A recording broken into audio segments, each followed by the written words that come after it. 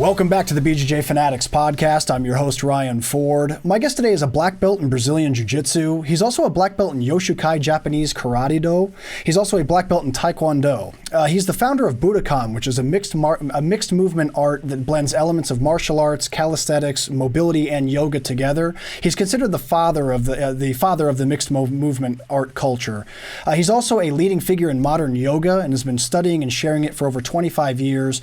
Through his work, he's helped several athletes from Jiu-Jitsu and MMA improve their performance and function. He's also worked with several elite fighters from the UFC, Bellator, and the PFL. And on top of all that, he's worked with many famous actors and musicians as well. And he runs and participates in many camps, seminars, and clinics where people from all over the world travel to attend. Ladies and gentlemen, it's my pleasure to be joined today by Cameron Shayne. How are you today, Cameron? I'm great, brother. Thank you. I want to meet that guy. He sounds. I want to meet him too, man. That's why I'm like, is that me? I'm like, is that me? I'm like, shit. That guy's awesome. Yeah. Well, I was going to say, everybody always makes you sound better than you think of yourself. At 51 years old, I'm like, man, I guess I've done a bunch of shit by now, which is because, I was like, oh yeah, I used to do that. Oh, I've done that. Oh yeah. It is a, when you've been teaching, I started martial arts when I was 12. So when you've been in martial arts for 40 years of your life, I can't tell you how much stuff you forget that you know. It's crazy. You forget things you've learned. You forget people you've trained. It's just wild. Yeah, I swear the human hard drive is not quite caught up to actual technology yet, man. There's only so much capacity that we can keep, and it's just a matter of retaining it as much as you can and developing it and sharpening it over the years. So, well, Cameron, like I said, I'm interested in getting to know you too, man. So tell us about where you're from originally and what life was like before you got into yoga and martial arts. Where did everything start? Very simple. Born in North Carolina, started training in martial arts when I was a kid. Found Olympic style. Well, I found a traditional style of Taekwondo, which is called Mudokan, which is sort of it was a very hard style of Taekwondo, but kind of Olympic style Taekwondo, which then became, obviously an Olympic sport, a medal sport. But then it also changed a good bit and got further reduced in terms of the sport element to more of a game of tag, with the kicks. If you want great kicks and you go study Olympic style Taekwondo, you will have great kicks because that's what they do. It's like saying, if you go study boxing at the highest level, and you don't learn how to box, you're doing it wrong, So in Taekwondo, if you don't learn how to kick, you're doing it wrong, And then you've got like a Muay Thai style, which is much more about kicking technically and skillfully as well, but mixed with great boxing. So you've got a combination, which means that you're having to divide up the time focus. Taekwondo really focuses primarily on kicking, at least Olympic style does. And so you spend, the lion's share of your time on, working your legs like your hands. So that was a great lesson for me. Then I moved into Japanese Karate-Do, which is Yoshukai Karate, which you said earlier, which is a very traditional Japanese style from the Yoshukai or the Kitakyushu Islands. And it's just a really traditional, that Okinawan style concept from those islands of like, old school karate. Breaking shit with your hands and feet, still teaching the katana, the sai, still teaching traditional weapons from the samurai era. Cause it's still, that's still the tradition. And then while I was, studying Karate-Do, I happened to be working at a gym, a karate studio that was in the Pacific Palisades that housed temporarily a relatively unknown jiu-jitsu practitioner named Hickson Gracie. And then, tell me about this guy. I never heard of him. Yeah. Let me tell you, he's super fascinating. So he actually had his school running out of this school because what I did, I was living in the Palisades. He was living in the Palisades. I didn't realize this at the time, but he was in transition from his wherever he was before that to the what was inevitably the school that they opened on Wilshire that I got my blue belt in. But originally it was there out of this karate studio, and at nighttime at 8:00 they just switch out and mats would get laid down, and suddenly there's jiu-jitsu happening in this. Yeah, and this is in the 90s. And at this time, I didn't even know who Hickson Gracie was. Like, I didn't know what jiu-jitsu was. None of it meant anything to me. And I just found it by sheer luck, just sheer luck. And in fact, I wasn't even interested. I saw it and I was like, why are these guys wrestling in gis? Yeah, right. I was like, why don't they just punch each other in the face? Because you know what I mean? Yeah. Just from a purely self-defense standpoint, when you don't know anything about that and you come from a striking art, you're watching this and you're like, well, why don't you just punch that person in the face?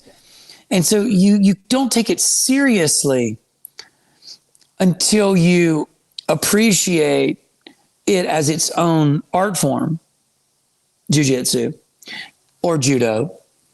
And then you don't even appreciate that until you study MMA. And then you can really appreciate the complexity and the value of wrestling and jiu-jitsu and striking, combined, because of the transitory nature of a fight. It could start standing, go to the ground, I mean, if we're going to say standing the whole time, I'm only using one tool out of my toolbox. If we're going from standing to the ground, I'm certainly going to be using 3 tools. I'm going to need all those. I'm going to need education in all 3 of these paths. So, when I found jiu-jitsu, I found, I think, the missing link for me, which was wrestling. Submission wrestling is because that's how I think of jiu-jitsu, whether it's in the gi or not in the gi. If I just reduce it down to its most fundamental concept, it's just submission wrestling. We're going to wrestle and submit each other. And what else is there? What else is there to say? And we're going to do it in the most glorious, technical, wild ways. And that's the art. And at the same time, I hope that I'm going to develop myself into a better human being through the process, which for me is what's so important about the legacy of traditional martial arts, because, in some ways, jiu-jitsu is a traditional martial art. A lot of people talk about traditional martial arts like, traditional martial arts are dead. I'm like, what are you talking about? Taekwondo, karate, jiu-jitsu, they're all from Japan, and they're all traditional martial arts. Kung Fu, they're not gone. They haven't gone anywhere. They're still wearing a gi. They're still competing, and they're still in this structure. And every traditional art has to be modified to work for the MMA environment, if that's what you're going to take it to. So to say that no Kung Fu guys can't come out of Kung Fu and go into MMA, that's not true. They've got to modify. That no Jiu-Jitsu guys can't go into MMA. They've got to modify. In the old days, you didn't have to modify. Because there was just so much, there was such a vacuum of information in terms of the opponents not knowing what was happening to them. So once they figured that out, then they have answers, and answers create new problems. And so, I think what we have now is this beautiful evolving thing, which is, to me, MMA. I really think MMA is a really beautiful way to understand in a more full and complete way martial arts. And I think jiu-jitsu is essential to that. Wrestling is essential to that. Striking is essential to that. Judo, in its own way, has its essential quality to that.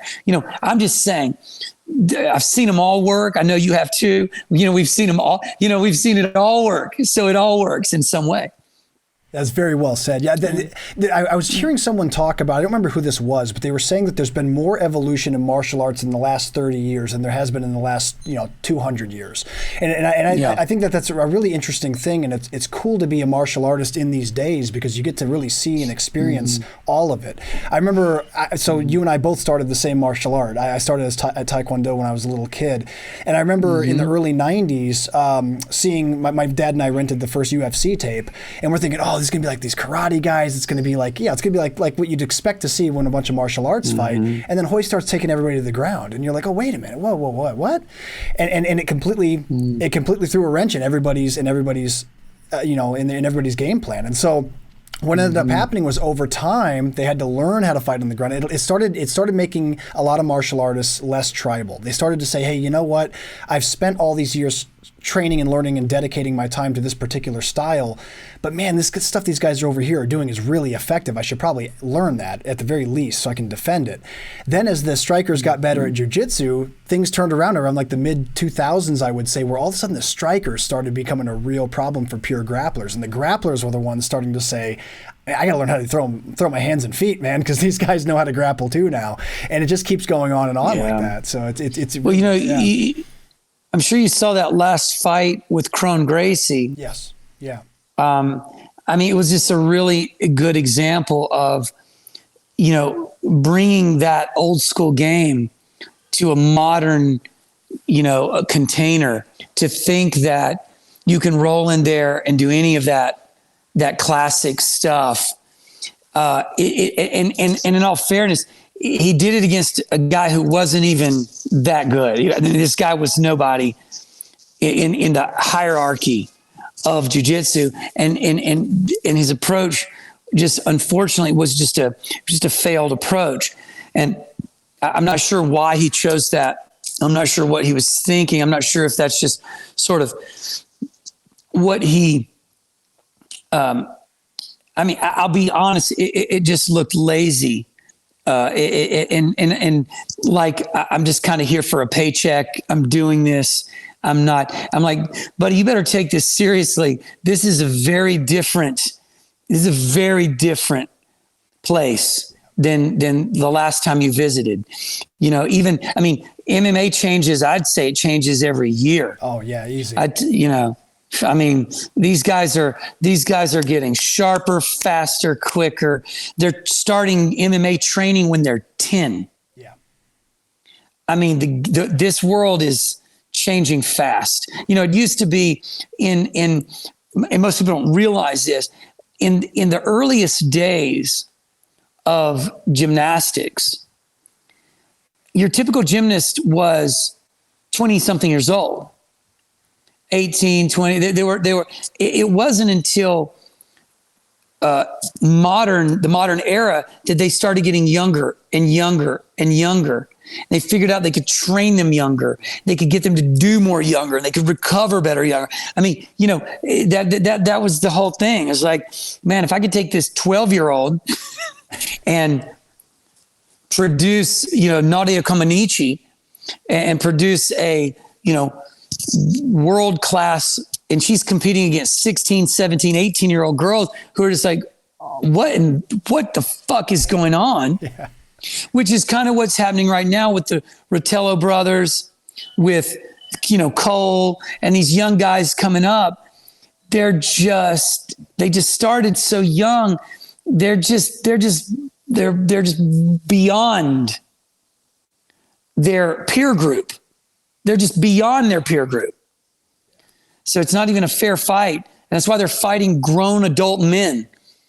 The last ADCC was fascinating to watch these boys, fighting the best adult males in the world and giving them all they could handle. Just wild. Yeah. The waters are deeper than ever, for sure. I think moving forward, it's going to continue getting deeper, and it's just going to be, nothing against people that have won world championships now. It's no easy feat in any generation, but man, it's just going to get harder and harder and harder moving forward, because the amount of these 5-year-old kids that you see in the kids class, they hit puberty, they become the part of the teenage class, then they get into the adults class, and by the time they're rolling with other blue belts, it's like, yeah, I'm a blue belt and you're a blue belt, but I've been training since I was 5, so do the math. So it's, you know what I mean? It's not quite the same thing. No, and once their parents figure out that there's money to be made. Yeah. And as money as this sport becomes more, monetized, and it builds, it's going to attract, just like the NBA or any other sport, vertical sport, it's going to attract people who see an opportunity for a career path, and that's a different problem on your hands. That's a kid whose parents have devoted their time, their energy, their resources to this kid's development in this. And this is not Timmy who goes to jiu-jitsu 3 days a week after school. I've seen parents. I've seen some parents who put their kids specifically into homeschooling programs for the very reason that they can train all day long, and then they just do their homeschool at night. And so you imagine that kind of, That's next level, man. That's next level. That's next level. And you're right. I think that the fact that there is career opportunity, the pay scales are getting better and better. But I think a lot of parents started recognizing, like, okay, wait, if my kid becomes a black belt someday and can compete and win championships and things like that, he can open a school. And man, opening a successful school, I mean, you can make a ton of money if you have a really successful school. Let's say it's an honest job. Yeah. They could go get any job, but why wouldn't they just get a job doing what they love? Exactly. So exactly. It's a no-brainer. The big challenge that I'm concerned about is that we're producing, less sensitive, character-driven, students, and I think we have to be really careful about that, because it's so important that there's a developmental element to jiu-jitsu in regard to character, ethics and values. Someone could say, well, but that's not jiu-jitsu's responsibility any more than it's the NBA's responsibility to develop that in young basketball players. And I'm going to argue the point that young basketball players don't learn to choke each other to death. Yeah, true. Yeah, true. And what we're teaching these humans is how to harm each other and how to do fatal harm to one another. I think there's a great responsibility in teaching someone else how to kill another human being. And we might not call it that because, no one ever kills each other in the dojo. It's just not a thing until, by the way, it's a thing. Right. But it's never been a thing up to this point. But when people go out on the street, they have the capacity to kill another person. We know that. We know it can happen. We've seen people die of asphyxiation from chokes. We know it's a real thing. Yeah. And I think that there's a more serious responsibility to the jiu-jitsu community at large to consider what kind of human beings are you teaching this to? What is their character? What are we standing for here collectively as a culture? And so that's one of my concerns about sport jiu-jitsu just becoming the focal point, because again, what's important is how good you are, not what a great man you are or a great woman that you are. And the next thing you know, this sport is going to go the way that all sports inevitably end up going, which is that the sport becomes about prize fighting. It becomes about making that money, about that glory and that fame. I mean, it's one thing to win something and be able to have bragging rights to say, I was the champion of that.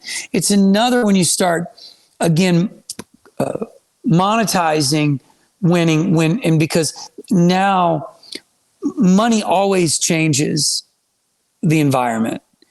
I mean, I'm happy to see people make money doing what they love. Don't get me wrong. But you have to wonder what will be the cost and the consequence to further glorification of the sport versus the development of the characters that are playing it.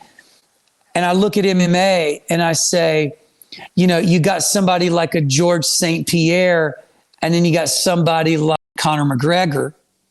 You have almost completely different characters representing completely different values. Sure. You know, Conor McGregor's like, look at my Rolex and my Lamborghini. And George St. Pierre is all about discipline, focus, training. You know, it to me, this is the existential crisis. Which direction are we going to go? That's the question. Which direction are we going to go? I mean, are we just going to sort of stay somewhat divided, or are we going in the direction of the NBA, where there's no longer any loyalty to team? It doesn't mean anything. If you come, they go, they're traded like playing cards. You know, it's not, are we going to go that direction, or are we going to stay in a way where there's this nobility in the art, in the craft? I like all the old school guys. Like, that's why I love my teacher, Shanji Ibero. I love Rafael Lovato. I love Marcelo Garcia, because I love these guys that still care deeply about the development of the practice and who it makes you. You know, I couldn't think of, like, when I think of Marcelo and I think of Dylan Dennis, his student, you know, it's like almost like it's the Star Wars trilogy. You know, it's you know, look, you know, no, did I produce this? Did I, you know, there's like, no, this can't be my son. I didn't. Skywalker, like, no, I couldn't have made this. And that's how I look at this guy. Is like, you know, he chose to play the bad guy, whatever. But I mean, when Marcelo discontinues a friendship and a relationship with you, you must have really fucked up, because that's a pretty loving, patient, kind guy. You really must have fucked up. So I think that there are still guys out there, though, that will stand for things. They like him, like Marcelo. He stood hard in that. That's not an easy decision to make. That's not a decision you want when you sort of publicly, you know, denounce one of your greatest accomplishments, which is, you know, a black belt, skilled, talented. And then, you know, that's hard. That's got to be like feeling like you're letting a son go. Sure. Yeah. I know what it feels, you know, and every black belt, you know, we've all produced other black belts, and you know what it feels like when you kind of feel like, and you're like, it hurts.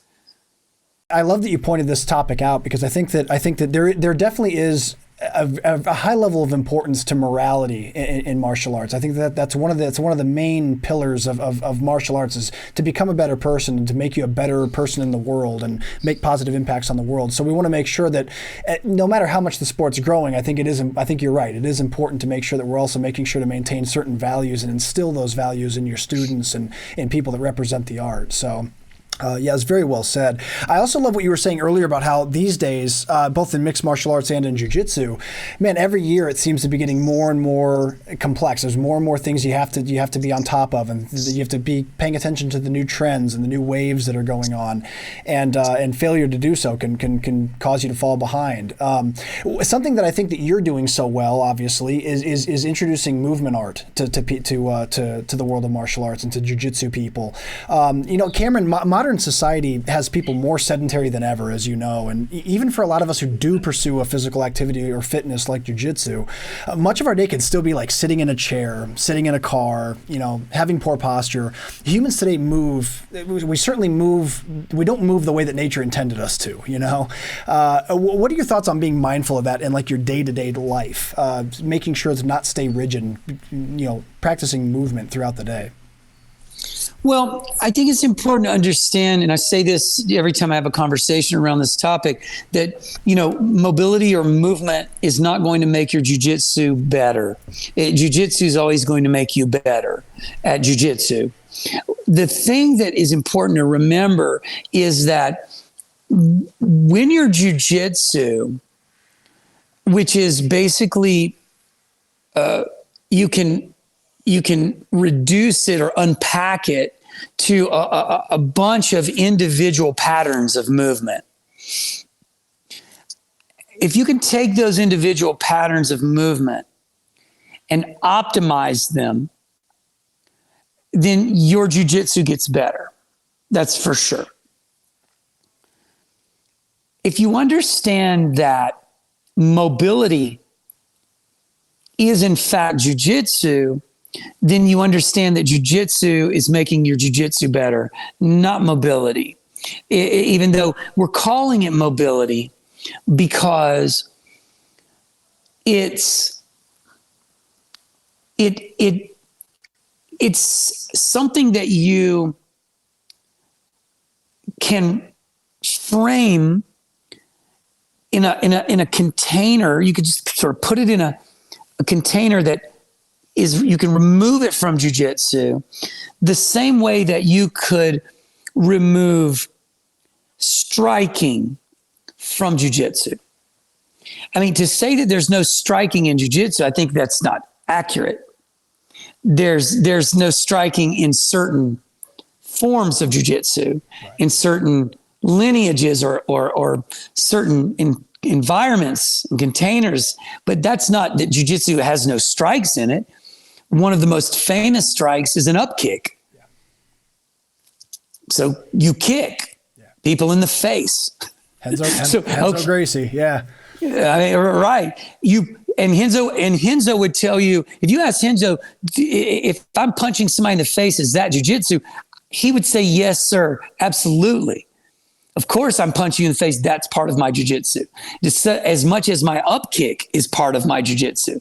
It's the connection to it all that really, makes it, of course, the complete idea of jiu-jitsu.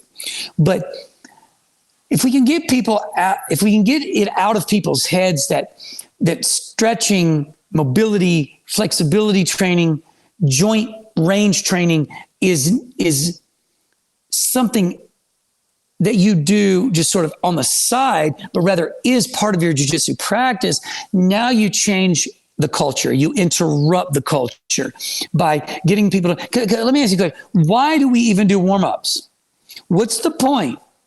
Well, because we're practicing, not very well, by the way, we're practicing movement patterns and transitions that don't involve another person, but are just our body.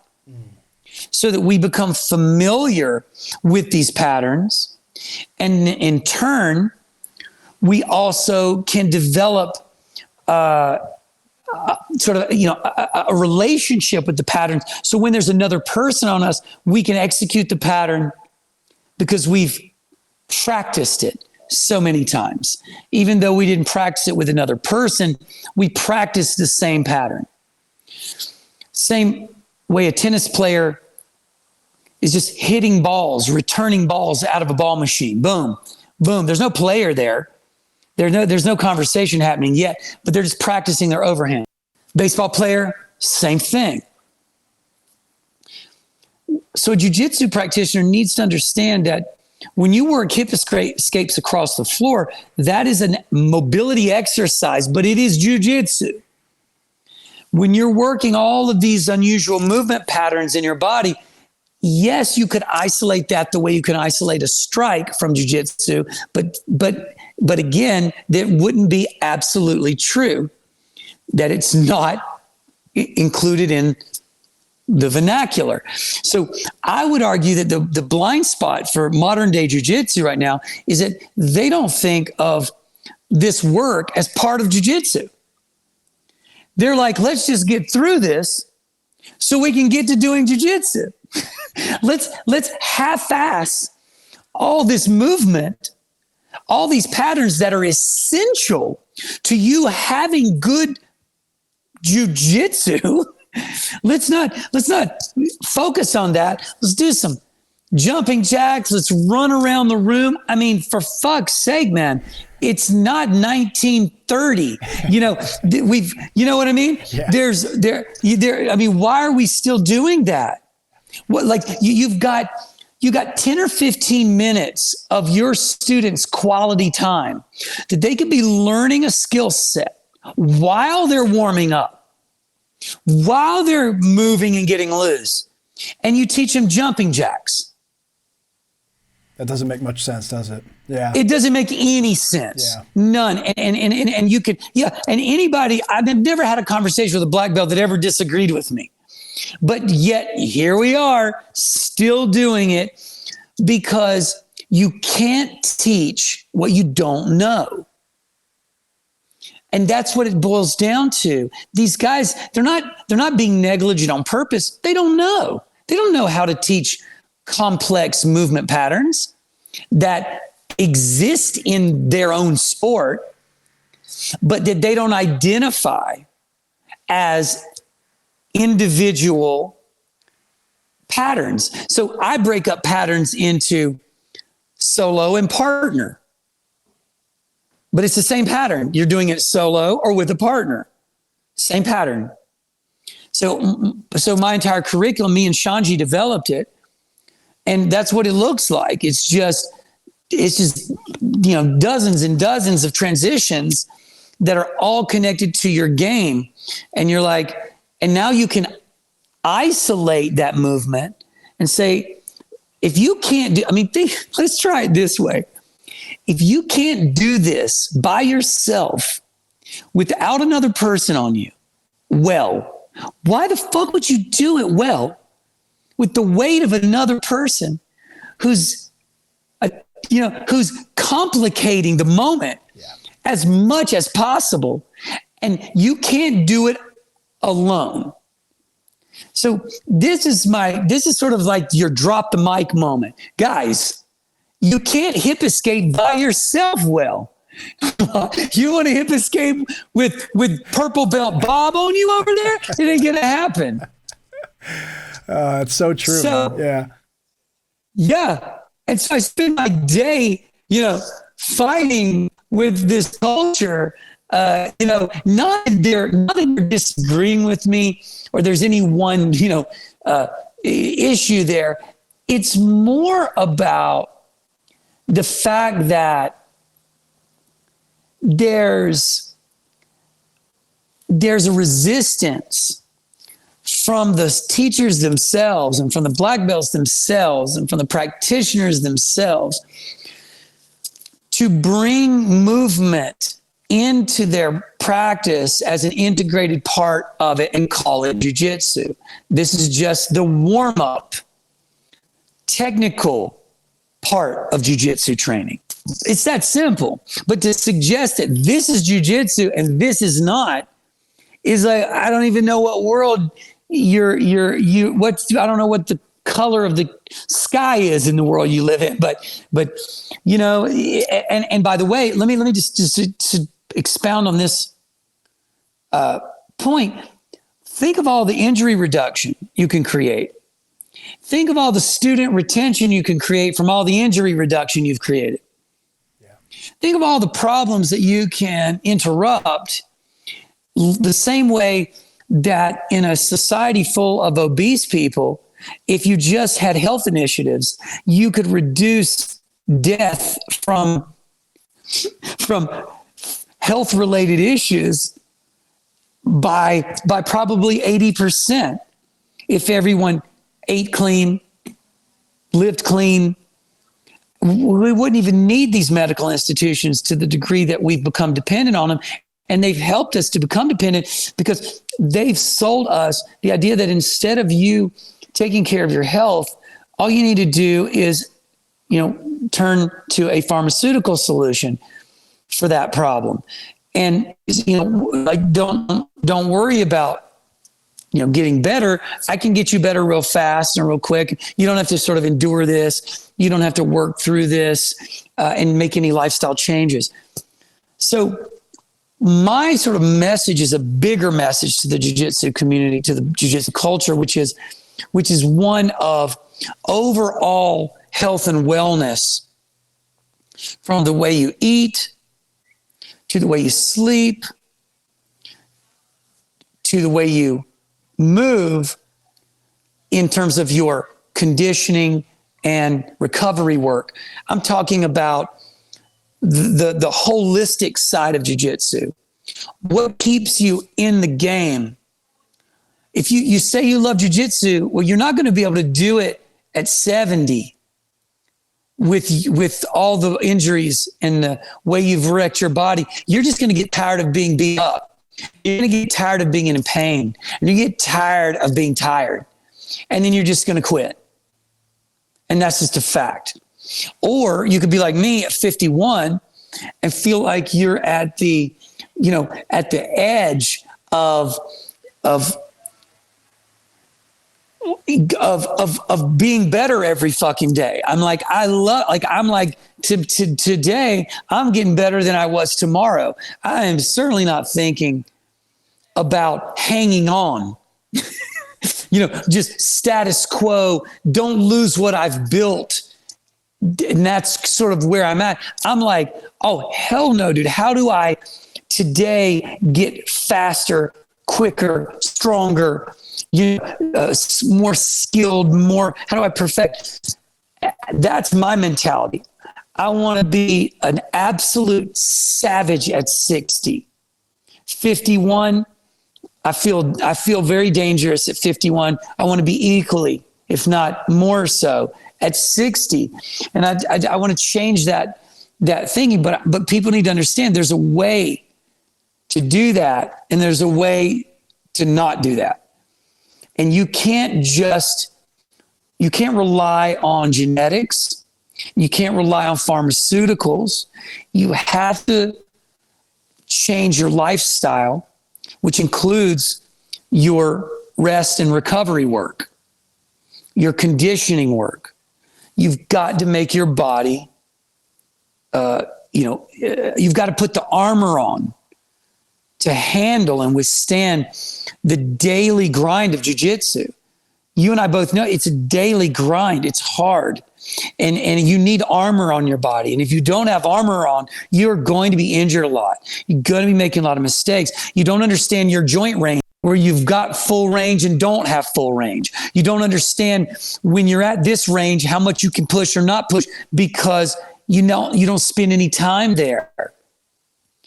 Because you play the same game that you've been playing for the last 5 years, 6 years, 10 years, and it's just your game. And if you're 50, it's bottom half guard lockdown. You're just gonna lay on the bottom, survive, lock some leg, try to play some deep half or blah blah blah. It's like you're not aggressively passing anymore. You're not playing athletically anymore because your knees are too beat up. Your back is too this and that. You know what I'm saying? Cameron, I'm glad that you said that, because watching you flow through your movement drills at 51 years old to me is fascinating. I mean, you move better than most 20-year-olds that I know. And so it's really cool to see that, because, as we get older, our bodies require more love. We need, better nutrition. We need better recovery. We need, it's easy to lose your vitality, as you get older, if you don't keep up with things like that, if you don't take care of the machine. What do you feel are some of the keys to feeling young again for practitioners over the age of 40 that haven't maintained that as well as you have? Where can they start? What can they do today to get better at feeling younger again? Well, I think I don't think you can feel young without proper nutrition. So if you don't eat well, there's no forward progress in vitality and health and wellness. Like the most essential thing that you do is feed your body. I mean, every animal, to imagine any animal that does not have a relationship with good nutrition being vital, I don't know how that's possible. I think one of the problems with humans is that we have become very complicated eaters, and that's just not our nature. In other words, we're mono-eaters like any other animal, which means we would have a very limited menu. And the humans consume so much complex food combinations. You could easily eat 50 different things in a meal. That's just crazy. There's no other time in the history of the world has any animal on the planet consumed 50 different ingredients in a single meal. Okay? So you can't imagine why that's good for you. It's not. You've got to eat simple, basic, farm to table. Like for me, I mean, personally, my diet, which is a bit extreme for some people, but my diet is primarily grass-fed, grass-finished meat. So I eat that for breakfast. I eat that for dinner. I eat very little around that. And that's my primary food source. But I also train, drink a ton of water, drink coconut juice, eat fruit, and just, take incredible care of myself. So, what I mean? Do I think everybody on the planet should just start eating a bunch of meat? No. I think that is the ideal diet for someone who is living in harmony with nature in all, or at least most categories. Imagine you're not living in harmony with the natural world in 7 categories, but in one you are. So you're eating shit, you're consuming bad, this and bad that and bad this and that bad, but you sleep 8 hours a night. Right. I mean, it's not going to fix the problem. Yeah. See, it's kind of like the old joke where if you eat a bunch of McDonald's, but then you have a Diet Coke, it's like the Diet Coke doesn't really. That'll fix it. Yeah. Or you know what? I'm gonna sort of exist in terrible posture all day long between, sitting and all this, and then I'm gonna go do an hour-long yoga class, and that'll fix it. And it's like you can't correct 12 or 14 hours of bad behavior with an hour of good behavior. You want real change, you're going to have to completely adjust and shift the way you sit and exist and be as a whole. It's not going to be, but so when it's like, when people ask me, what's your advice? I'm like, well, my advice is that you take very serious inventory of your reality as a human being, because there is no 4-day work week,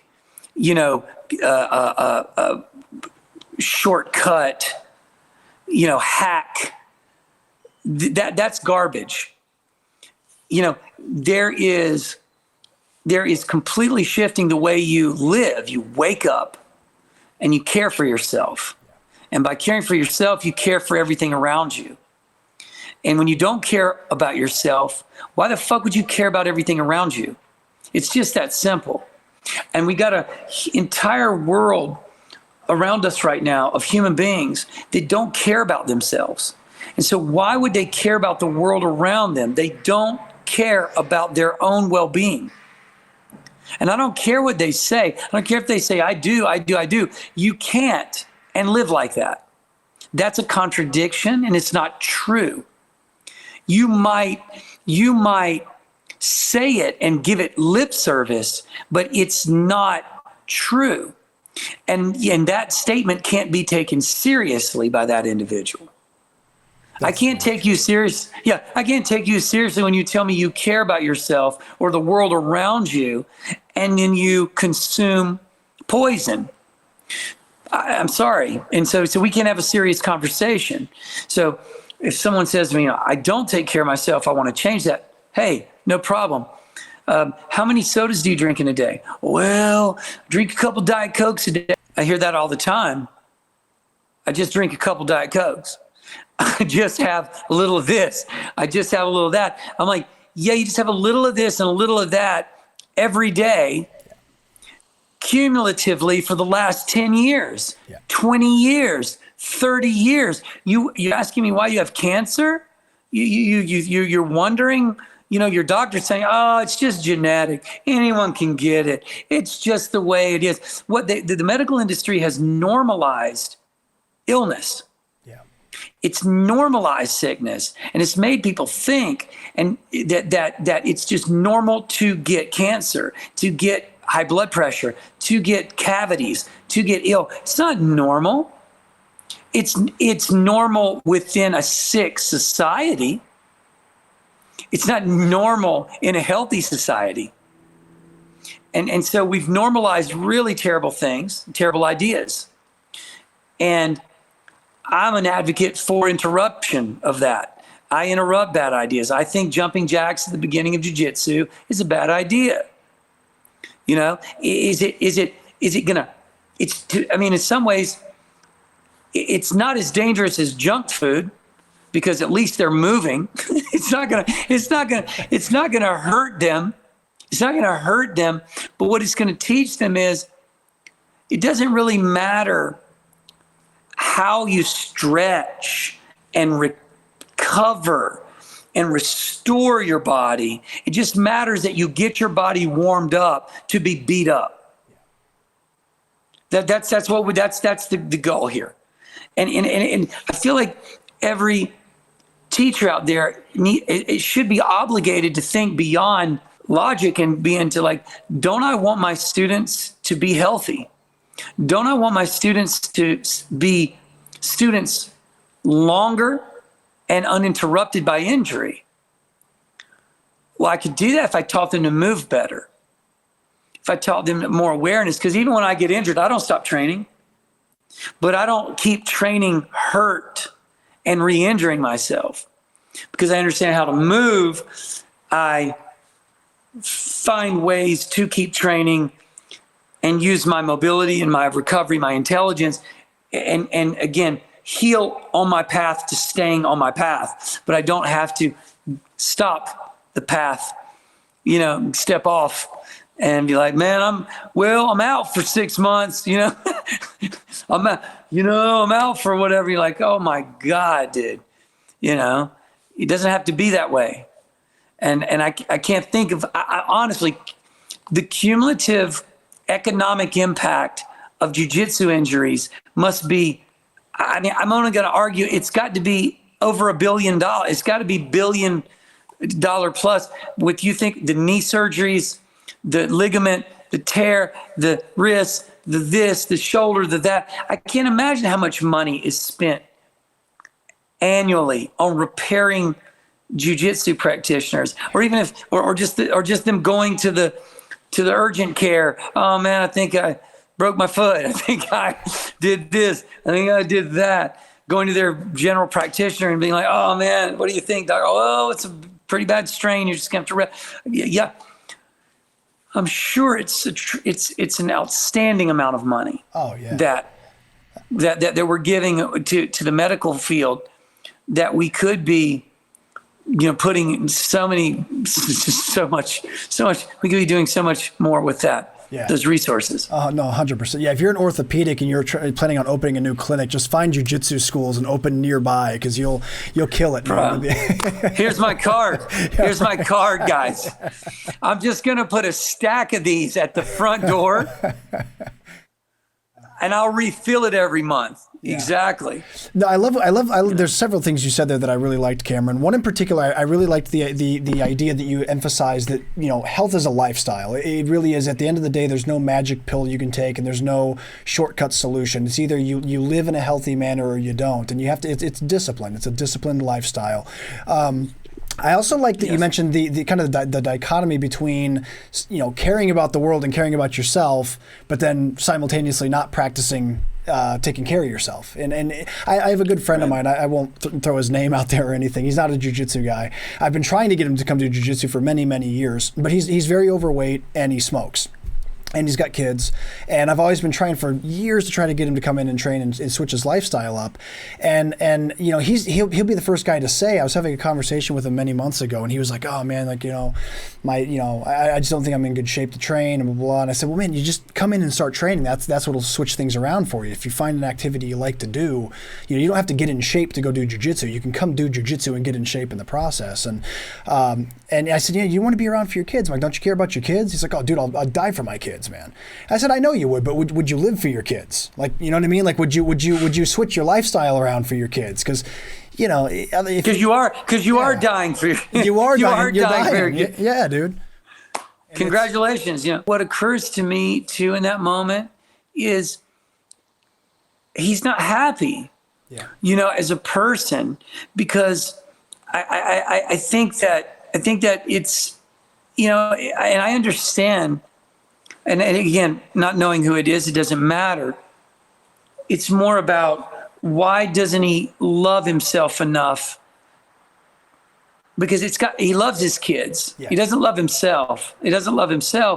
And I think that that's an important, idea. He's got to learn to love himself, to learn to truly take care of his family, because he's certainly doing a disservice to them by inevitably either abandoning them through death, or putting a great burden on them of caring for his health as it declines. Yeah. 100%. Like either way you do it, you're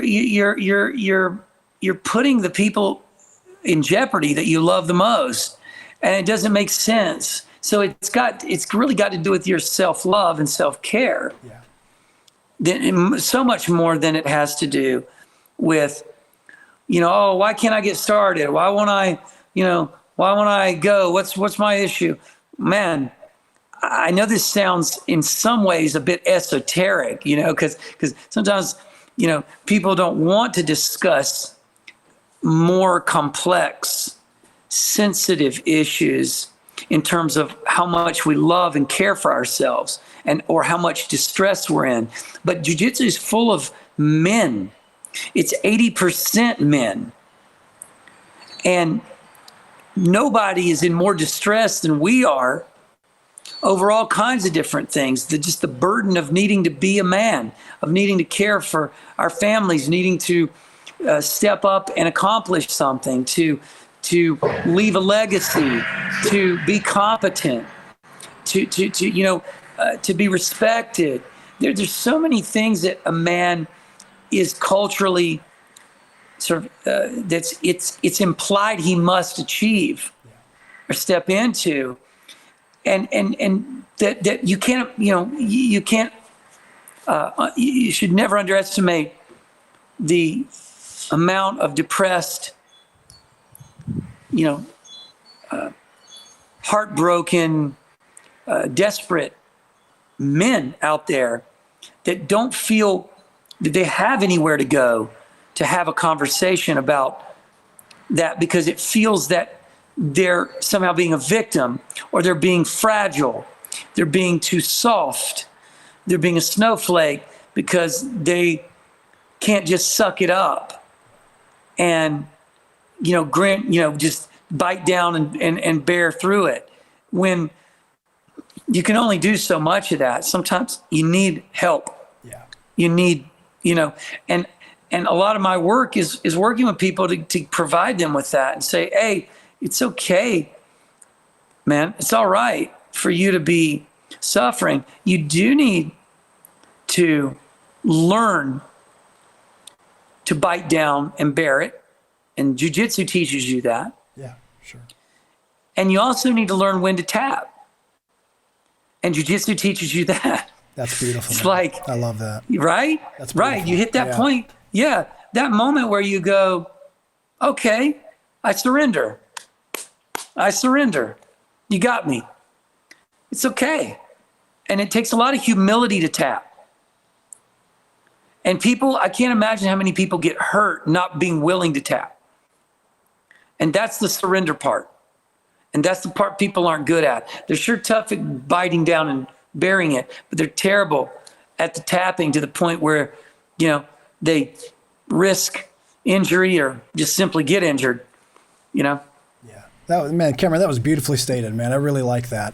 These kinds of things, these kinds of life lessons that transcend what we do on the mats are really what blows my mind all the time about jiu-jitsu. It makes me so thankful I found it. And I know for the people that listen to the podcast regularly, obviously I'm a broken record about talking about how great jiu-jitsu is. Everyone knows how great jiu-jitsu is. I get it. But, man, it really does. Like, it's the thing that's changed my life in more ways than anything I've ever pursued. And that's why when I see someone like my friend who's clearly, like, physically struggling and living with bad life habits and things like that, it's why I want to grab him so bad. Like, dude, come on, man, get in here, come on, like, just try this thing, please, give it a chance, because it will help you. And so I think that you've illustrated that really well here, man. And to your point, he's physically suffering because he's emotionally suffering. Yeah, sure. I mean, the body, right? The body is telling the story of the mind. And that's how it's always going to be. Don't judge a book by its cover. Oh, yes, absolutely. There's no reason to judge it. Don't try to separate the book from its cover. Sure, yeah. The cover is the book, and it's designed for that reason, to be the first thing you see, which is the content, but don't judge it. So if the book says, 5 ways to make you less retarded in a month, and you're like, I don't like the word retarded, I'm never going to pick that book up. That's judging a book by its cover. Yeah. Because you're triggered by the title. But if I see a person overweight and smoking, I know they're distressed. And I know that they're in need of help and love. I don't know if they'll be able to do it for themselves, because I can't make you love you. Yeah. And that's just a fact. But we can talk about why you don't. We can talk about ways of shifting your thinking and reframing reality and life. We can talk about those things and how jiu-jitsu applies to that, and how jiu-jitsu can be a container to practice that. But we can't just fix you by my effort to want you to be better.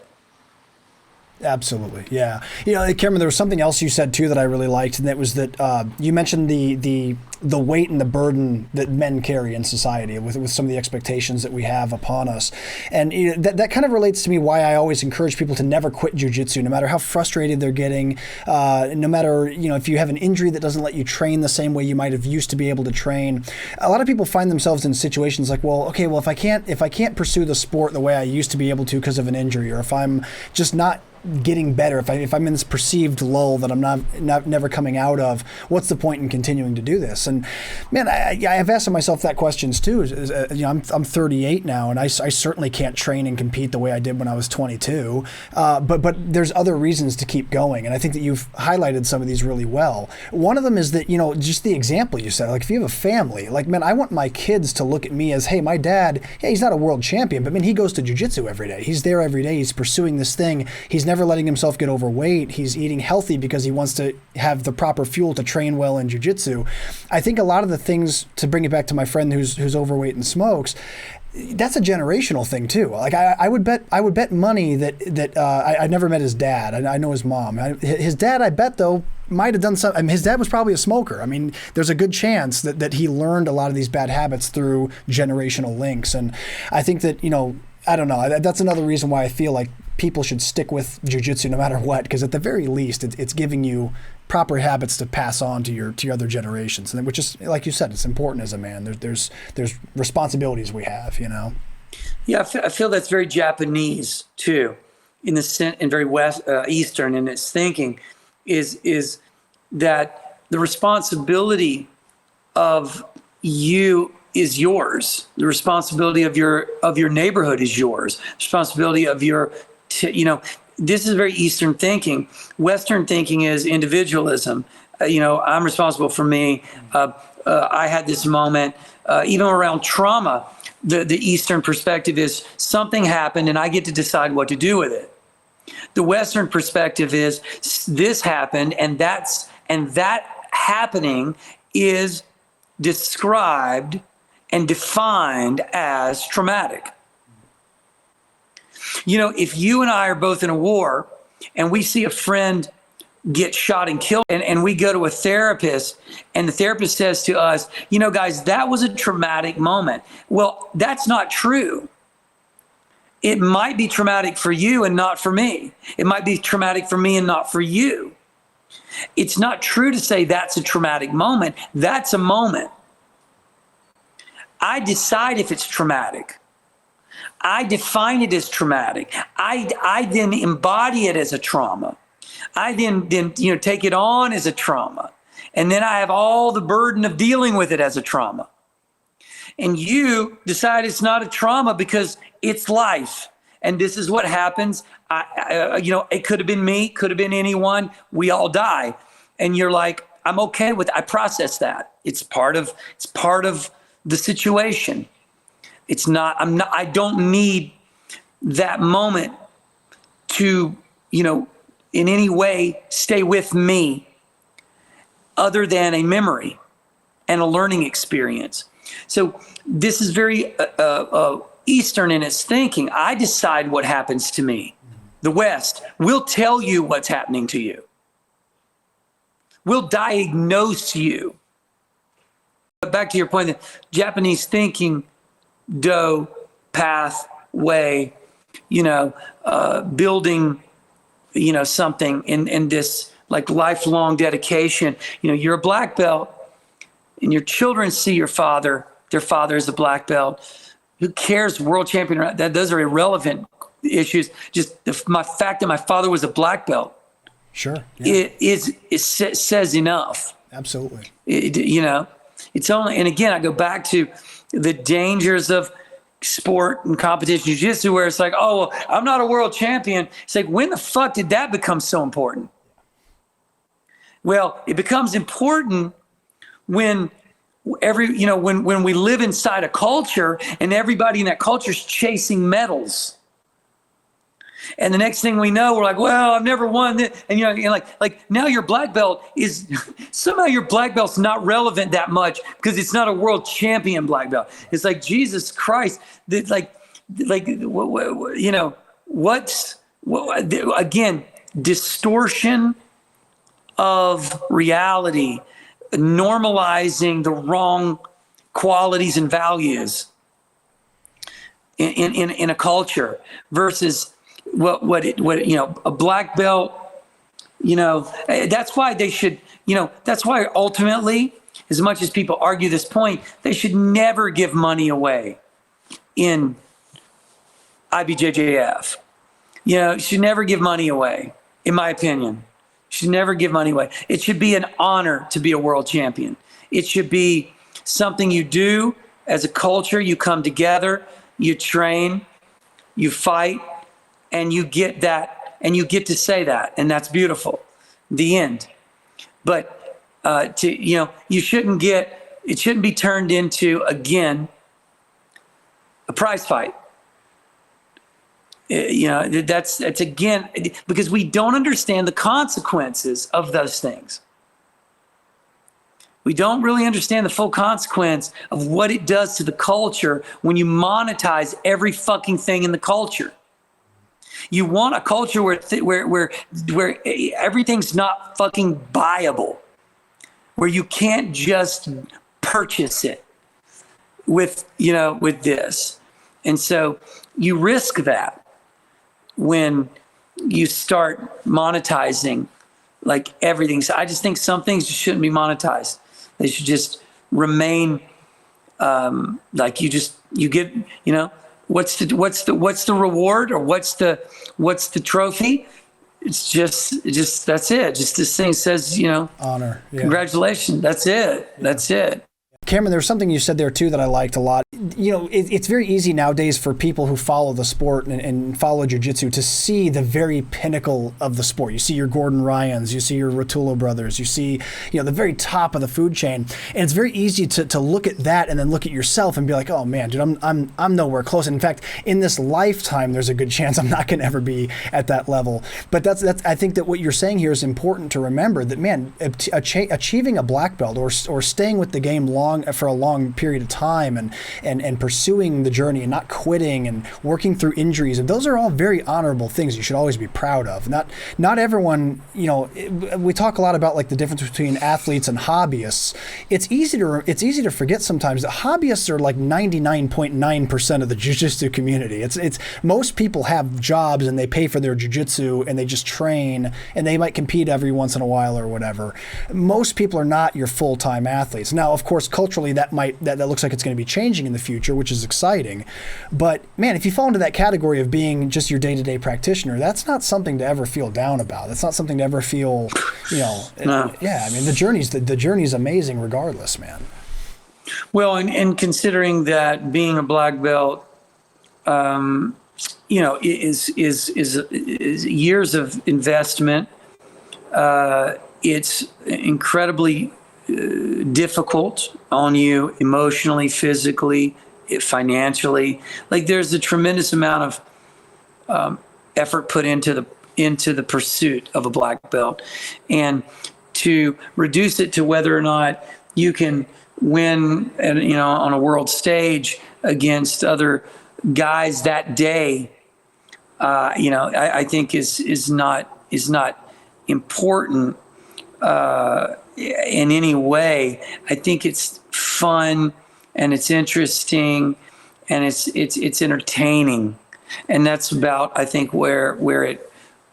about where it stops. It's entertaining, and that's what its worth is entertainment. Absolutely. I mean, yeah. Because honestly, will it?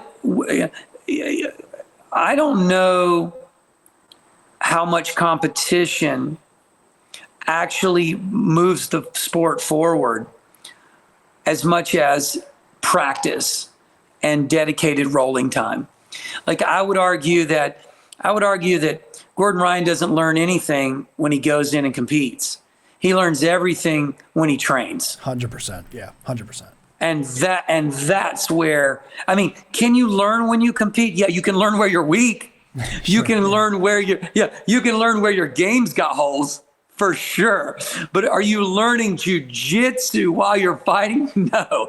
You're practicing what you know and hoping it's good enough. Yeah, exactly. And so I think that's another thing we don't want to give credit to the competition container for producing better jiu-jitsu. It's not. It's just producing a place for entertainment.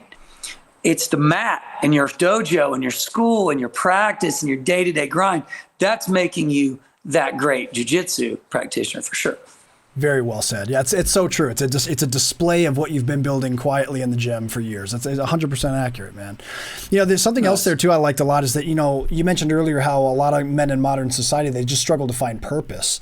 The very act of finding purpose through something is something a lot of men struggle with. And that's another great aspect of jiu-jitsu. Just even if you're not a serious competitor or whatever, it's having a a passion that you're dedicating yourself to. It's a very robust system that takes a lot of years to develop well, and there's all kinds of facets to always be working on, and that alone gives it tremendous value. So I appreciate that you mentioned earlier the idea of men needing purpose and how jiu-jitsu can fill that void, because that's an important one as well. Cameron, let me ask you this, man. We were talking about health and everything, and obviously when it comes to health, jiu-jitsu can kind of be a double-edged sword, as we joked about earlier. Like, obviously it helps you lose weight and it keeps you active and it makes you stronger and all that, but it can also cause injuries if you're not careful. It can cause joint and spinal issues over time if you're not training smart. What do you think are some really easy ways that people can use mixed movement art to counterbalance jiu-jitsu's potential to break you down physically?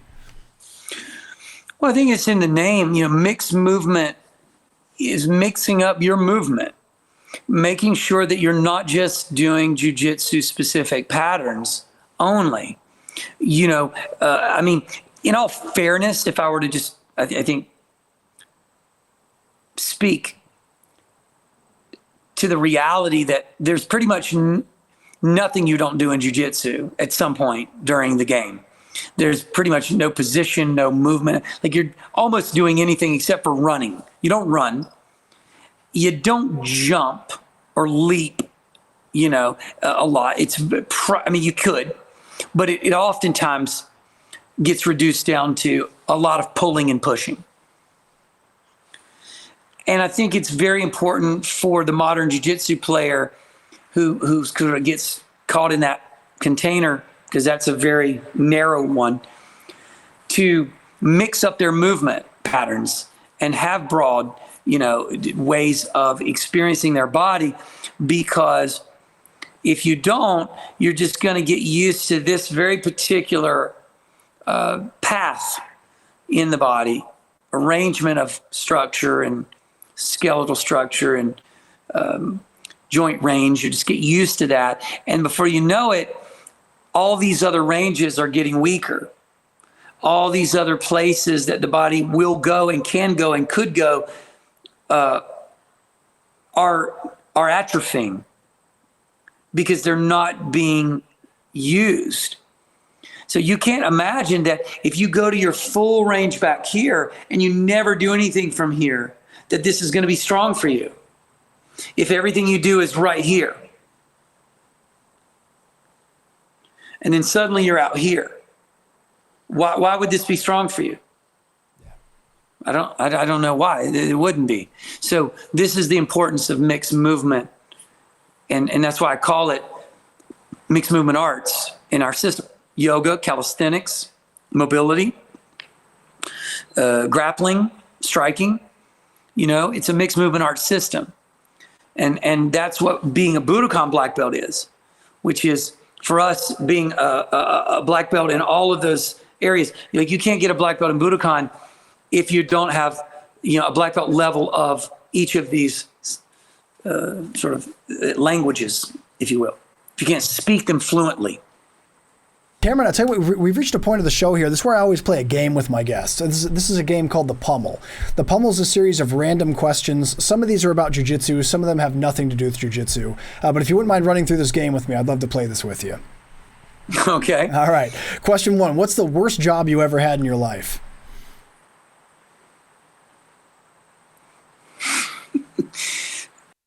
I was a janitor.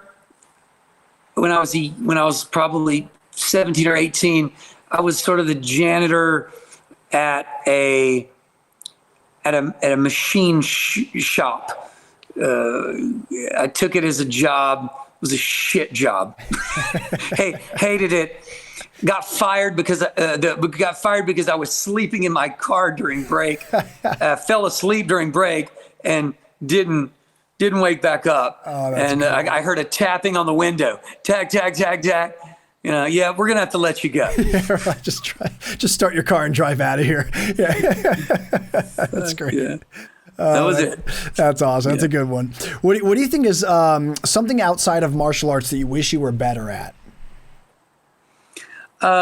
Playing the guitar instruments. I'm a musician. I love to write. To write and play music. I love to paint as well. If I could be much better at painting or producing or creating music as an instrument, on an instrument, that would be fantastic. And, as much as I've danced in that direction, it's never been something that I felt came as natural to me. Painting probably came more natural to me than playing an instrument. But it's interesting. I think from an advice standpoint, people always say, how do you find your purpose? I go, bro, do what you're naturally good at. And I don't care what it is, just do it. And get creative with it. And somehow you'll fit into society. You'll find a place when you do what you naturally are gifted at. And you sometimes feel it's not a gift. I mean, it doesn't have to be a gift. It's just, it comes natural to you. That's it. Simple. Outstanding advice, man. I really like that. Yes. Now, what do you think is the worst injury that you've had from jiu-jitsu? Well, the most painful injury is, every time I break a pinky toe or some little small digit. I fucking hate that because it hurts forever. So probably, but the most substantial injury I've ever had is I've never had a substantial. Well, no, that's not true. When early years I started training, I was playing closed guard in this big muscular white belt. He was a big thug of a guy. I was climbing around his body to get to his back, and he just stood up and just and like almost like a can opener. Oh no! Just cracked, and when I stood up, I mean, it really injured my spine. Jeez. Temporarily. I was okay. I recovered from it, but man, I'll never forget. I thought I was paralyzed. I was like, oh fuck, man, did this? I mean, it was bad. So that was probably the worst. And I forgot about it actually until you asked me, because I was, I was in my 20s so many years ago, and I forgot. And of course, I never put myself in that position ever again either, just out of fear for people being completely stupid. Yeah. But anyway. Man, I'm glad I'm glad that didn't result in anything too serious, man. That's no, and scary, and it's always, every time I'm injured, I swear to God, it's always somebody else's fault. I don't think I've ever really injured myself. It's like, every time I've gotten hurt, it's because somebody fell on my face next to me, rolling and cut my eye open, which happened to me. It's like, Jesus Christ, people, read the room. Spatial awareness. So it's not really an issue of not tapping. It's just an issue of other people being oh no! I have no problem tapping. Yeah. Oh no, I have no. I mean, sometimes I fight for it and I get stubborn, but mostly I'm pretty reasonable. Well, I think that's probably has a lot to do with why you're in the health that you're in, man, and able to train the way that you do. So that's awesome. I agree. Yeah. I agree. Yeah. Now, we mentioned earlier the importance of a healthy lifestyle and eating well. When you do go off your diet, what's your favorite junk food to have? Cereal, nice. What's your go-to? Man, I love milk. I love raw, or vitamin D, full cream milk over a cold bowl of cocoa bunnies, chocolate. Organic from the typically from the health food store, but man, I could eat that shit, but I don't, because at the end of the day, I think there's I still think I get some sort of inflammatory responses from dairy and things, as much as I fucking love it. And maybe if I had access to raw milk, I wouldn't even have that, because raw milk is different, once you've homogenized it and done what you've done to it. I don't know, how difficult it makes it to digest. So, and none of us know, because our ancestors drank raw milk. Yeah. I mean, it wasn't uncommon, Yeah. So now I'm sure they heated, and I'm sure they also heated milk up over a fire to kill any bacteria. But I mean, again, I'm not sure what bacteria you need to kill if everything is healthy. There's something about, like, especially the last pour of a bag of cereal where there's like a little bit of powder at the bottom, and the powder kind of coats the top of everything. That's like that's definitely a vice for sure, man. I also like Reese cups. Oh, Reese's peanut butter puffs, yeah. Well, no, as a kid, I just grew up eating Reese's. Yeah. And I just peanut butter and chocolate. I love that. I have to stay away because I get it and I'm like, don't do this. But anyway, all right, go on. I'm ready for the next one. No, you're good, man. You're good. No, I totally. We have a rule. We just can't have things in the house because if it's here, I will eat it. So that's kind of. I know how it is. What do you think was the scariest moment of your life? Scariest. Man, I'm pretty good at forgetting the past. I've got this very I've got this very honed skill at being very present to what's occurring and then sort of ditching what happened because it's like if it doesn't have any relevance. So I don't have a great memory of anything that I think. I remember a situation as a kid. Well, I was 16 and I was driving and I got bumped off the road by another car and I went off of an embankment and a bridge and down and went airborne. Oh, man. In the car and landed in a creek bed. Oh. Nose first? Like nose first, the car like this. Jeez. And I was just in my seatbelt and I was fine. Nothing. But I just remember the car hitting me and I didn't have any control. And then I just remember being like, oh shit. And I'm in the air. And I remember saying, oh shit. I have this very distinct memory of going, oh shit. And just like a fucking out of a movie, just off the side. Oh, so that was, I think, probably one of the scarier moments. That's a good one. That's a good one. Yeah, there's always those moments where something is inevitable, like you've fallen off something or you're falling into something, and there's nothing you can do, and all you can think is just, this is about to suck, and that's usually the last thing you think. Yeah, right before the. Well, I'm glad, man. Again, this is bad. I'm glad the seatbelt was on and that you were okay, man. Thank you. What do you think is your highest percentage submission these days?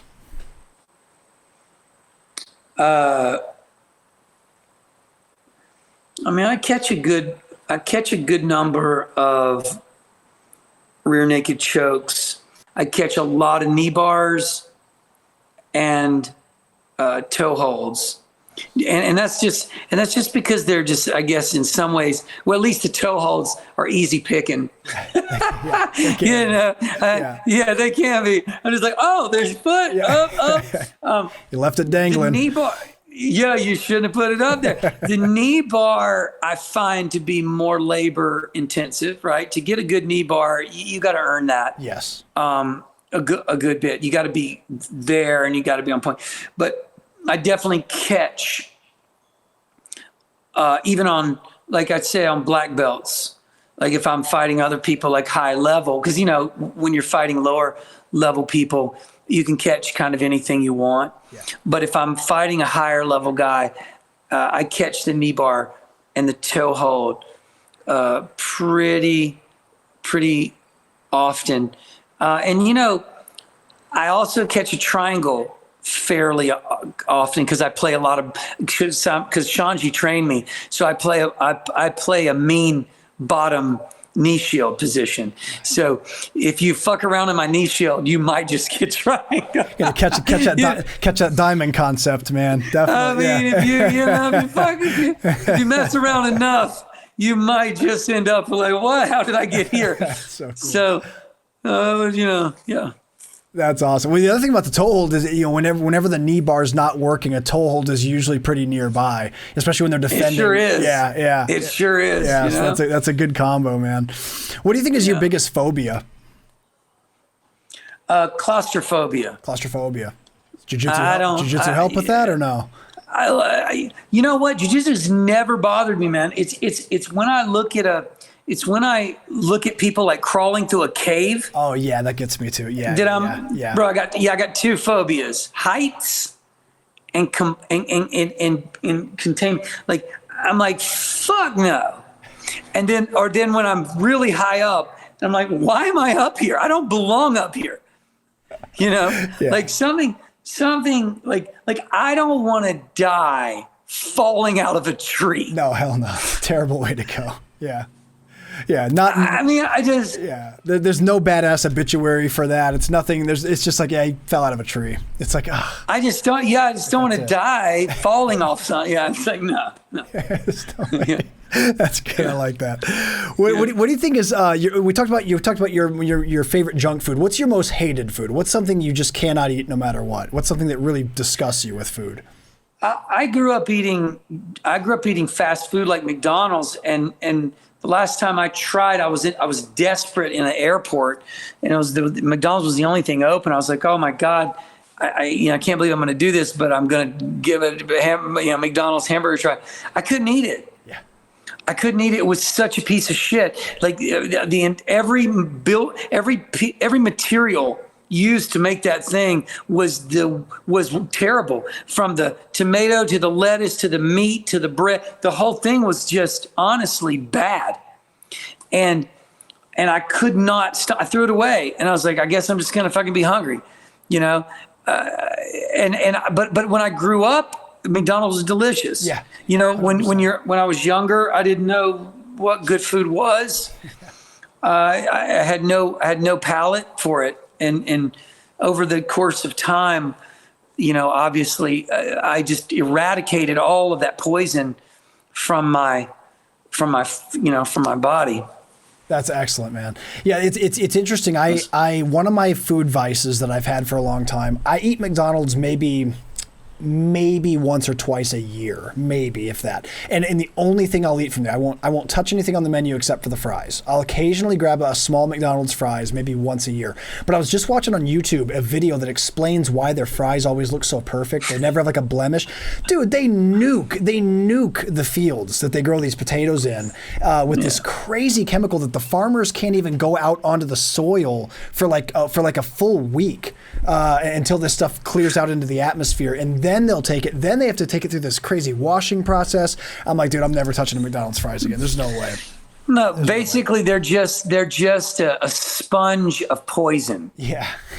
Is all, and then you're just absorbing it into your sponge. Yeah. And then it's becoming part of your body. So yeah, you know, gotta always watch what we consume for sure. Who'd you say is your favorite superhero? Deadpool. Deadpool. Good answer. If you could have a superpower, what would you choose?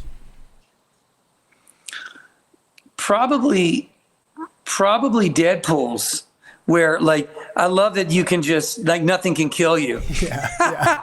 You know, I mean, you know, you just grow back, you know, you just fuck up. I mean, because, you know, that's a pretty potent regeneration kind of, I guess,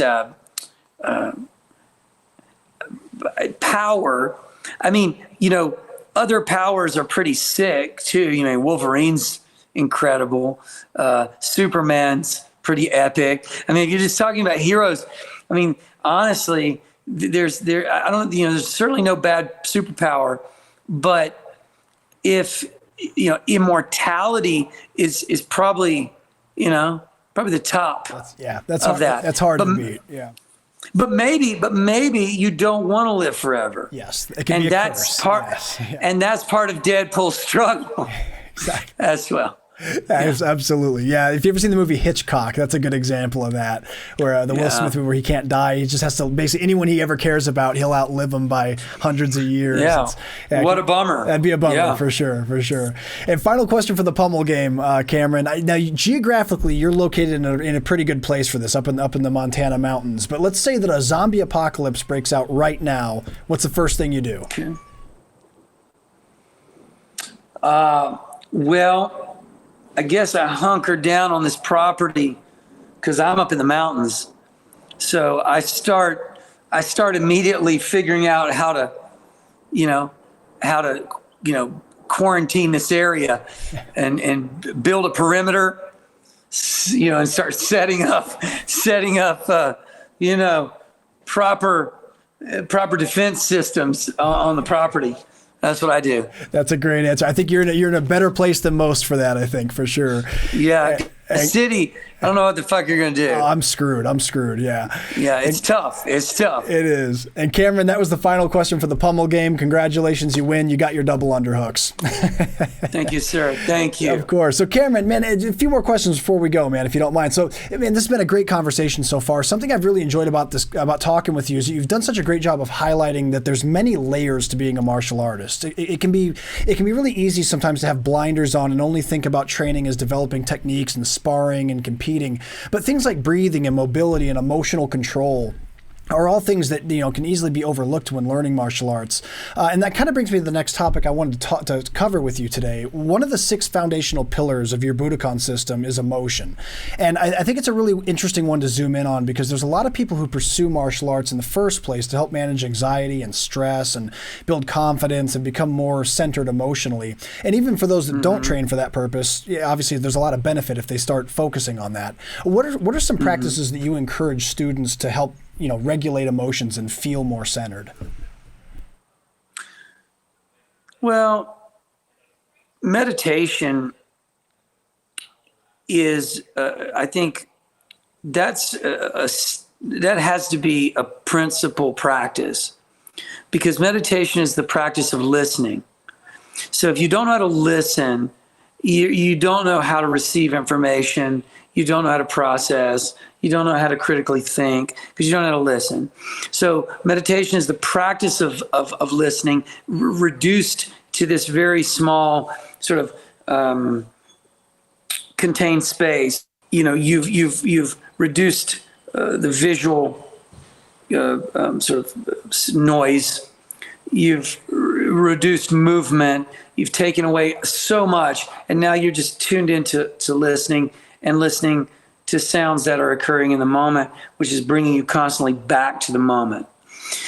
And I don't think there's anything more powerful emotionally for a person than knowing how to listen. And when you listen, you then in turn learn to develop yourself as a human being. Who am I?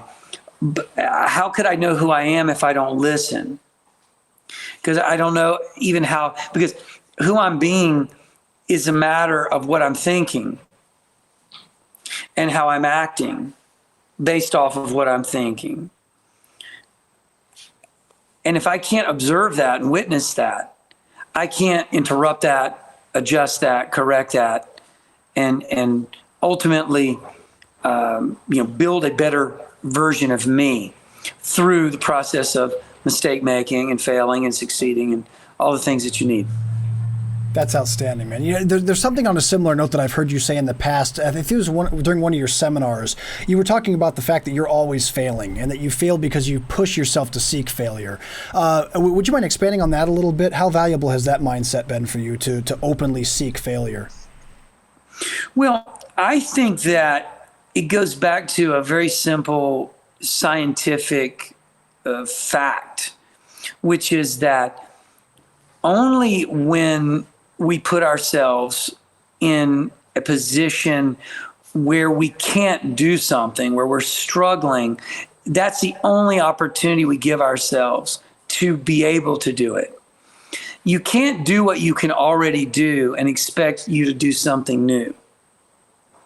If I can do 25 push-ups, or let's take pull-ups, they're more difficult for people. I struggle to do 5 pull-ups. Okay. I'm not going to get 10 pull-ups by doing 5 pull-ups every day. I'm going to get 10 pull-ups by doing 5 plus failing at 6 and failing at 7. That's the only way to get to 10. I can also put a weight vest on and struggle my ass off to do 1 or 2. This might get me to 6 or 7 without the weight vest because I'm failing at it as I go. So I think the same thing applies for jiu-jitsu. You got to be willing to get in there and struggle. And I spend a lot of time. I would even argue I spent most of my last 4 years on the bottom, learning to be impossible outside of, the people that, the select people that I want to be impossible to submit. I don't need to be impossible for you to beat in a match. I need to be impossible to submit so that I can survive. Of course, Shanji still submits me. Obviously. Right, yeah. I say that obviously. It's like he was here the other day, we were doing camp together, and I'm rolling with him, and he's just fucking subbing me, all the time. And I'm like, so frustrated, and my wife, she's like, babe, I don't know why you get frustrated every time you roll with something, because number one, he's 210 pounds, you're 170.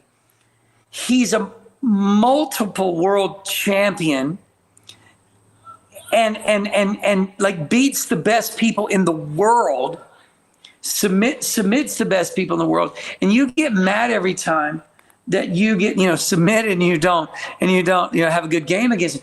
And I'm like, yeah, I know, but somehow in my mind, I believe that I'm supposed to be giving him a hard time. There's just like some part of my brain is like, you're supposed to give him, because that's the trajectory. Yeah. Your student eventually starts giving you a hard time. And I give him a hard time in the sense of general, but once he decides to just use his strength and his size with his technique, there's no way. It's just, there's no way.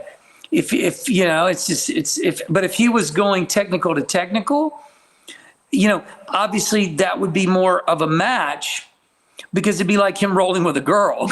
He's not going to use his weight. He's only going to be technical. If he can't do it technically, and I could probably keep those things at bay for a long time. But once he just like grips in and I feel that fucking 210 pound pressure pass, come down, I'm like, no, it's, there's only so much resistance you can provide. Sure, for sure. Yeah, I think it's definitely like, if you're ever having a bad day in jiu-jitsu, it's important to remind yourself, like, who are you rolling with? Like, if you're getting beat up by people, it's their first day, then maybe I can see where you might feel bad about that. But if you're training with people that are good, let alone elite world level athletes, like, man, there's nothing to feel bad about there, for sure. It's frustrating. Yeah, it can be, for sure. We've been talking about ways to improve mindset and emotional control, and I think one of the biggest things that people struggle with in that department is very much what we're talking about just now, is that you can often have negative self-talk. It's a very common problem I think a lot of people have. We can be our own harshest critics. What are your thoughts on recognizing and correcting negative self-talk? Like when you're having days after Shanji beats you up, what kind of negative self-talk do you think is important to eliminate from your mind? Well, I think it's important to be inspired rather than discouraged by difficulty. So if I'm feeling frustrated, I have to shift or switch that into inspiration of like, okay, you got a lot more to learn. You got a lot more to learn. There's a lot more to do. One day you'll get better at that. One day that will not be so easy for him. One day you'll make that harder on him because you've got to improve. Improve. That's like, I turn it into, all right, that's my call to improve.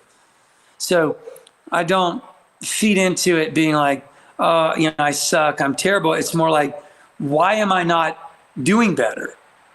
It becomes more of a question for me, a curiosity, like what am I failing to do?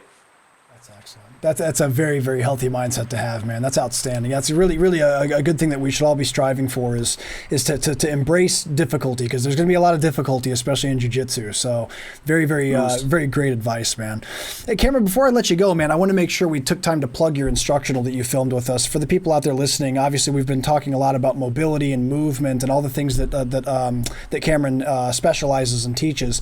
The Budokan Mobility System is the name of his instructional here at BJJ Fanatics. Cameron, what are some things you hope people can take from this instructional, and what were some of the main points you were trying to drive home? Well, I just wanted to give people a fundamental principle view of transitions. Not super complicated work, not a tremendously large body of work, but more of a very simple, outline that if you could really get great at these fundamental movements, that's going to show up everywhere in your jiu-jitsu. So taking something as simple as spiraling or rotational work, hip escaping transitions, understanding how to better position your body for leverage. That was the objective of the series.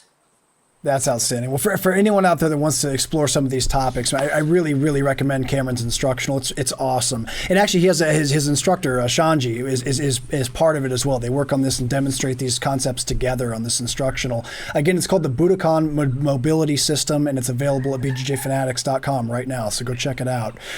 Man, Cameron, in closing, what are some of your major goals for 2023? What are some things you hope to accomplish by the time the year's over?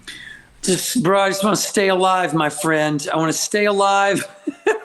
I want to get stronger than I was last year. I want to be, more skilled, more competent, more useful as a human being. I want to, I want to make other people's lives better that I come into contact with, contribute to people's lives more than I did last year. The year before that.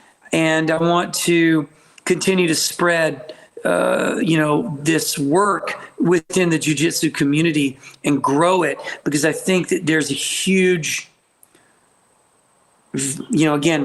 vacuum, a huge emptiness and space that could be filled up with this work that the jiu-jitsu community could embrace and say, it's crucial that we learn Budokan mobility, because it is the only mobility movement, system that is taken from jiu-jitsu and used for jiu-jitsu specifically, designed by by a legend in the sport, and someone, like myself, an innovator in my field of movement. And together, we produce something that I just honestly don't think exists. And that is extrapolating the solo patterns from jiu-jitsu and understanding them as their own language and being able to speak fluently that language in tandem to your jiu-jitsu application, submission, passing, defending, and then over here, moving. Because if you take the movement out of jiu-jitsu, what do you have? If you take all the hip escapes, the mobility, the transitions, the range of motion, the flexibility, if you take all that out, what does jiu-jitsu look like?